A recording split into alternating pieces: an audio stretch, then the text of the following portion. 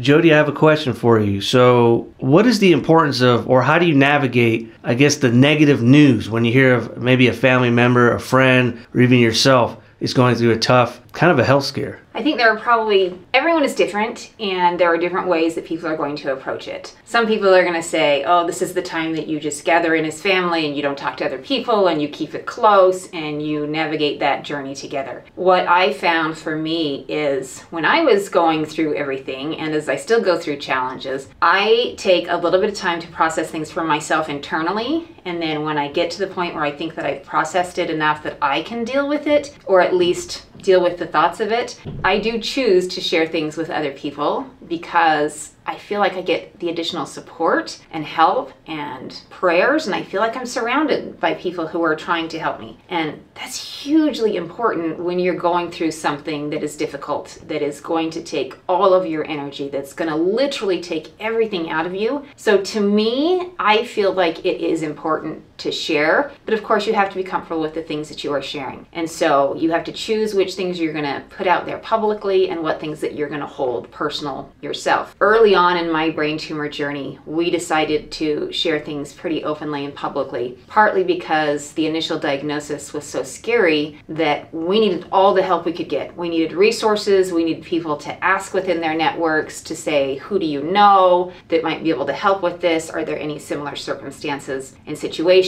But then also we were calling on people to pray and to fast and to support, and not just support me, but also my family, who was in the middle of this huge crisis as well, even though their part in it was different than mine. So there are definitely different ways to talk about it and to process it, and you have to see what you're comfortable with sharing to know how you want the larger world to know it. So what's your advice to someone that really has a challenge with not wanting to talk about it, right? Like keeping it in. Because I find that a lot of people do get concerned, or they don't know how to navigate it, so they tend to like withdraw. What's your advice for that? Or what are your thoughts? I think part of the reason for withdrawal is because you're dealing with all of these heavy emotions, and maybe you don't want the world to see what's going on. Maybe it just feels like it's too heavy. Maybe there's some facade that you don't want the rest of the world to see through. I think that's all very normal. I mean, that's the life we live, right? We all have a facade to some extent, and it's hard sometimes to let people into the realities. But I really do think that it is beneficial when you can break through that and actually get to the point where you are willing to share. Now, what that means is you might have to go through the grieving process for yourself first to accept that the challenge that you're going through or that your family is going through is going to change your lives. And sometimes you have to really let go of the dreams and the goals that you had for yourself or your family so that you can then accept the journey that you're on. But I think that once you've done that, I truly believe that there are many, many benefits and blessings that occur when you are willing to open up and be willing to share. And if you're not feeling comfortable enough to share it with everyone, but you want the additional support, then choose someone almost as your spokesperson. Choose a best friend, choose a family member, a sister or brother or a parent that you can share things with, that can then also share things on your behalf. Whether it's as an official spokesperson for the family, or if it's just saying, hey, this is too much for them to talk about, but you probably ought to know what's going on.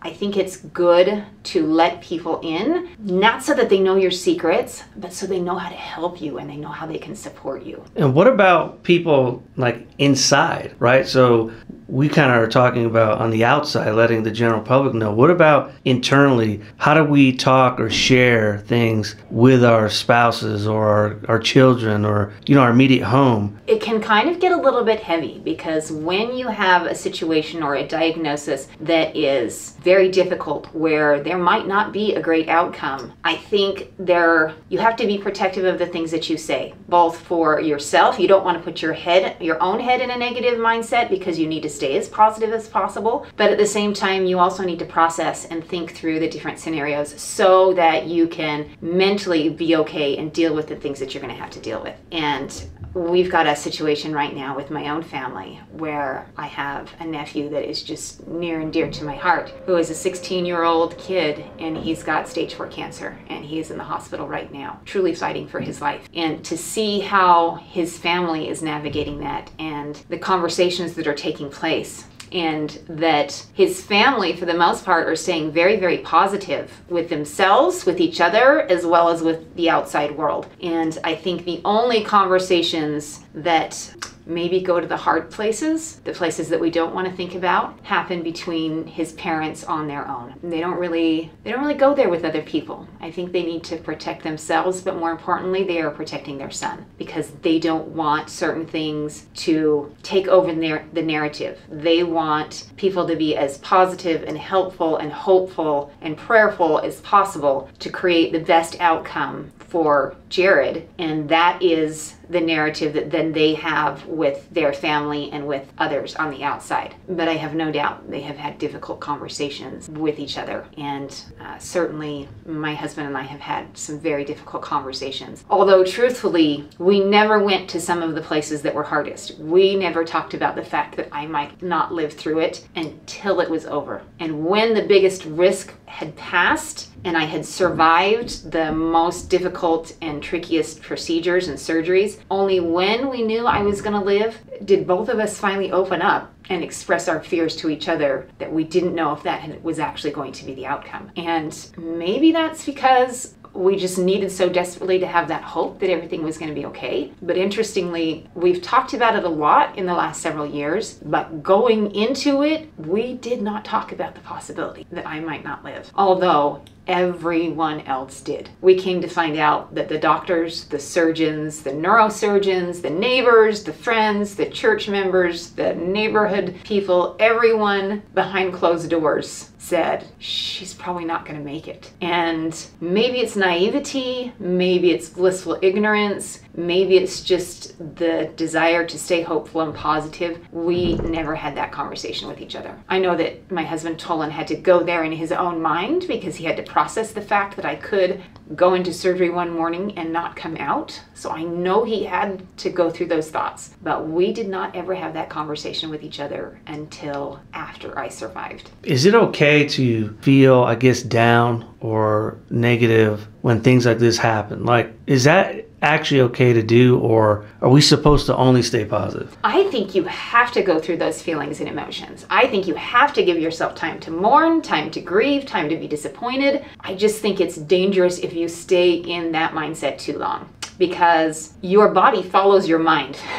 What you think about, what you focus on, your body tends to go along with it. And so the more hopeful and the more positive you are, the better attitude you have, the happier you are, the more optimistic you are. It actually, there's science behind it that says it increases your likelihood of surviving. Even the worst scenario, even the worst kind of diagnosis, you are better off if you have a positive attitude and if you are happy and can still find joy. Those who tend to wallow in the misery of it and in the sadness of it don't have as positive outcomes. And there's science to show that. And I remember being in the hospital and seeing people who came in to the neuro ICU who were not as sick as I was, and they didn't make it out. I could see sometimes that you could almost recognize this look on their face, this look of despair, of hopelessness, of giving up. And so I think, yes, you absolutely need to go through the emotions. And if you don't, it's going to hit you harder at some point in time because you need to go through it. And it might just be a matter of timing. If you delay it and delay it and delay it, that doesn't mean that it's not going to happen. It just means you're putting it off and it might actually be building. So one thing that a good friend of mine said, she said, whenever I am going through something that's big and deep and heavy, I give myself time to go through it, to mourn, to be sad. And she said, but I always give myself a deadline or a date. Okay, if it's something big,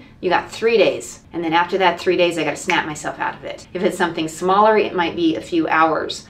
But I think that thought of allow your emotions to go there, because physiologically your body does go through certain things and you're going to be processing these things. And so if you allow yourself to have those moments feeling like you're down, where you break down and you're in tears, you're actually processing through some really important emotions and feelings. And in some ways that's the beginning of the dealing with it part. And so when you can go through that, and I don't want to say totally get it out of your system, because I think a lot of that can still be there, but if you at least go through the starting of processing it, then you can get yourself to a mentally healthier place so that you can be a little bit more positive because you've dealt with the negative yourself.